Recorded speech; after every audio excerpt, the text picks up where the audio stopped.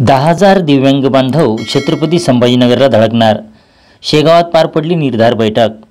दिव्यांग बांधवांच्या विविध मागण्यांच्या पूर्ततेसाठी आमदार बच्चू कडू यांच्या नेतृत्वात येत्या 9 ऑगस्ट रोजी छत्रपती संभाजीनगर येथे आयोजित मेळाव्यात बुलढाणा जिल्ह्यातून 10,000 दिव्यांग बांधव खर्चातून पोहोचणार असल्याचा निर्धार प्रहार अपंग क्रांती संघटनेच्या वतीने घेण्यात आला आहे।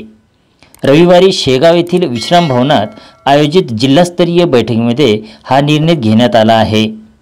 बुलढाणा जिल्ह्याचा विचार केला तर एका विशिष्ट तालुक्याचा विचार न करता संपूर्ण जिल्ह्यातून आम्ही 18 ते 20,000 बांधव सहज निघू आणि यासाठी प्रत्येक बांधव स्वतःच्या खिशातून खर्च करायला तयार आहे। कारण आंदोलन हे कोण्या एका व्यक्तीचं नसून हे दिव्यांगाचं आहे आणि दिव्यांगांच्या आंदोलनासाठी संपूर्ण दिव्यांग बांधव हा आज रोजी भांडण्यासाठी तयार आहे। शासनाकडे आमचे दिव्यांगांचे काही महत्त्वाचे प्रश्न प्रलंबित आहे। महत्त्वाचं म्हणजे दिव्यांगांची पगारात वाढ झाली पाहिजे, घरकुलचे विषय झाले पाहिजे, दिव्यांगांना रोजगारासाठी जागा भेटली पाहिजे, भांडवल भेटलं पाहिजे, वित्त विकास महामंडळाकडून लोन पेंडिंग पडलेले ते निकाली लागले पाहिजे।